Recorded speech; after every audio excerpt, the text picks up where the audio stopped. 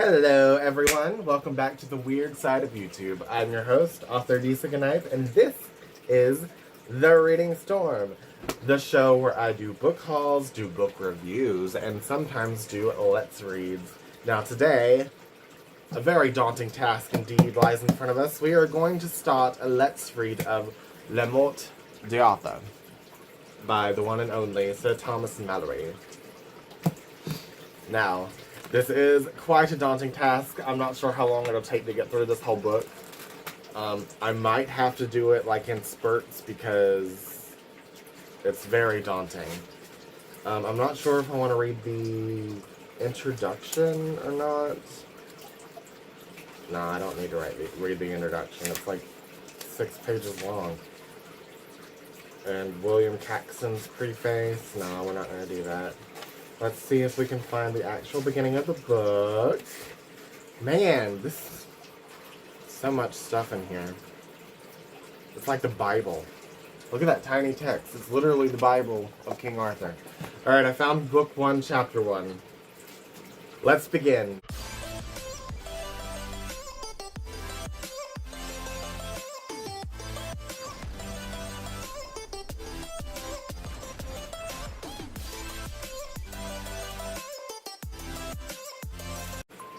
Book 1, Chapter 1 of Le Morte d'Arthur.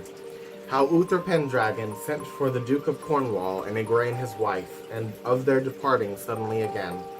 It befell in the days of Uther Pendragon, when he was king of all England, and so reigned, that there was a mighty duke in Cornwall that held war against him long time.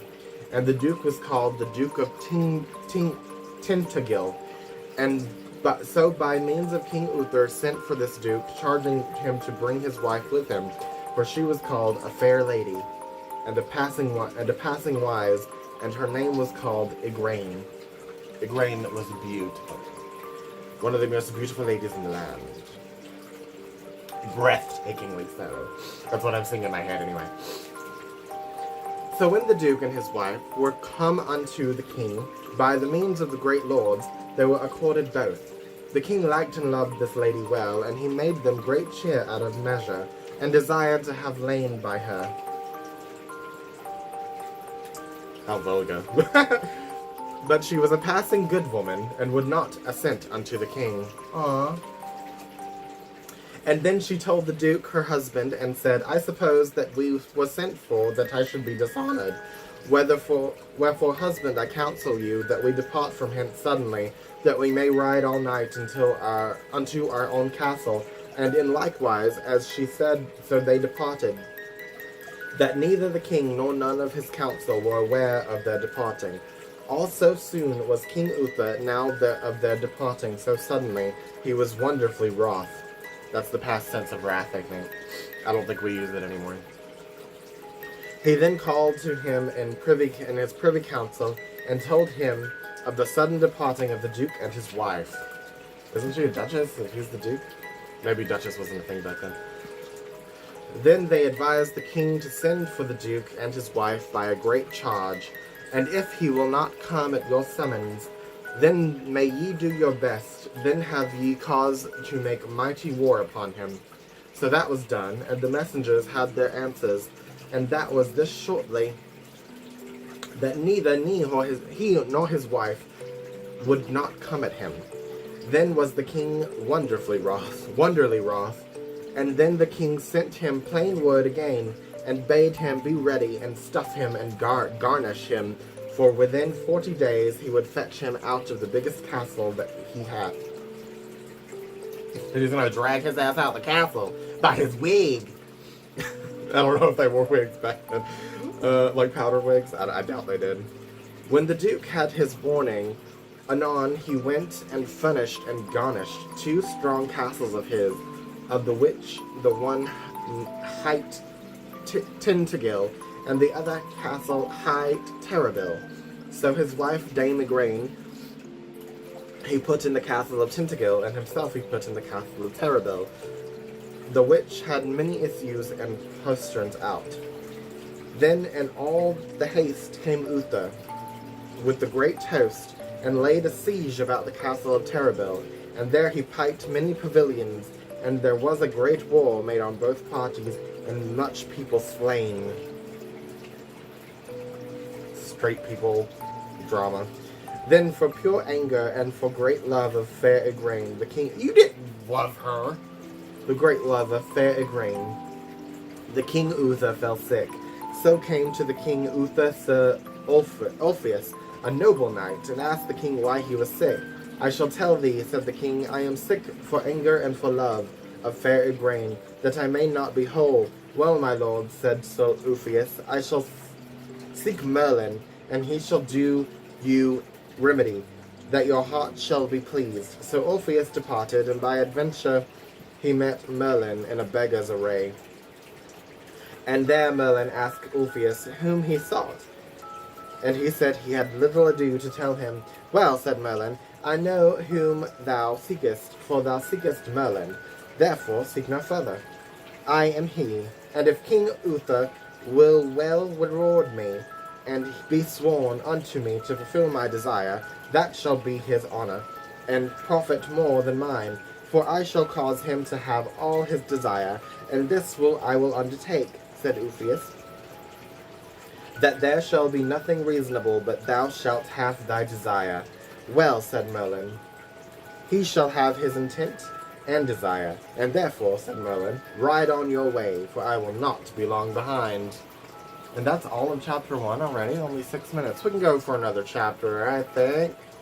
Chapter 2, How Uther Pendragon Made War on the Duke of Cornwall, and how by the mean of Merlin he lay by the Duchess and got Arthur. Gat Arthur, that's another word we don't use, G-A-T. I think that means, like, bore. He didn't bear Arthur. Igraine did, but you know what I mean. Then Ulfius was glad, and rode on more than a pace, till that he came unto King Uther Pendragon, and told him he had met with Merlin. Where is he? Asked the king. Sir, said Ulfius, he will not dwell long. Therewithal Ulfius was where Merlin stood at the porch of the pavilion's door. And then Merlin was bound to come to the king. When King Uther saw him, he said he was welcome. Sir, said Merlin, I know all your heart, every deal. So ye will be sworn unto me, as ye be a true king anointed, to fulfill my desire. Ye shall have your desire. Ye shall have your desire. Then the king was sworn upon the 4 evangelists. Sir, said Merlin, this is my desire. The first night that ye shall lie by Igraine, ye shall get a child on her, and when that is born, that it shall be delivered to me, for to nourish there as I will have it. For it shall be your worship, and the child's avail, as mickle as the child is worth.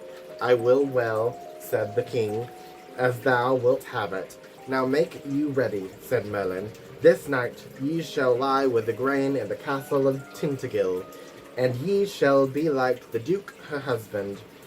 Ulfius shall be like Sir Brastias, a knight of the duke's, and I will be like a knight that hight Sir Jordanus, a knight of the duke's.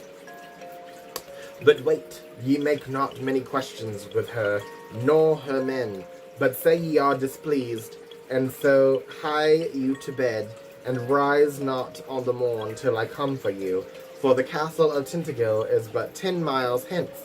So this was the castle of Tintagil, but 10 miles hence. I reread the same thing twice. There's no, like, gaps in between the sentences, so it's hard. So this was done as they devised.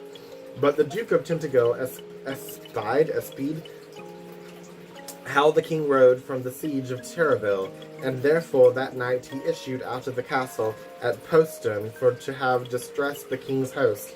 And so, through his own issue, the duke himself was slain, or ever the king came at the castle of Tintagil. So after the death of the duke, King Uther lay with Igraine more than 3 hours after his death, and begat on her the knight Arthur. And the day came Merlin to the king. And on the day Merlin came to the king, and bade him make him ready. And so he kissed the lady Igraine and departed in all haste. But when the lady heard tale of the duke her husband, and by all record he was dead, or ever King Uther came to her, then she marvelled who that might be that lay with her in likeness of her lord. So she mourned privily, and held her peace. Then all the barons by one assent prayed the king of accord betwixt the Lady Igraine and him. The king gave them leave, for fain would he have been accorded with her. So the king put all the trust in Ulfius to entreat between them. So by the entreaty at the last of the king and she met together. Now will we do well, said Ulfius. Our king is a lusty knight and wifeless, and my Lady Igraine is a passing fair lady. It were to great joy unto us all, and it might please the king to make her his queen. It's a good thing that your king is a lusty knight. But you like burned women at the stake for being whores? Okay. This is very strange. Unto that they all well accorded and moved it to the king. And anon, like a lusty knight, he assented thereto with a good will. I am using that word. I'm going to use that word because it's kind of hot. Lusty knight. Thereto with good will, and in all the haste they were married in a morning with great mirth and joy. Lust must have meant something really differently back then. I'm gonna go with that. And King Lot of Lothian and of Orkney then wedded Margaux, that was Gawain's mother, and King Nintris of the land of the Garlet wedded Elaine.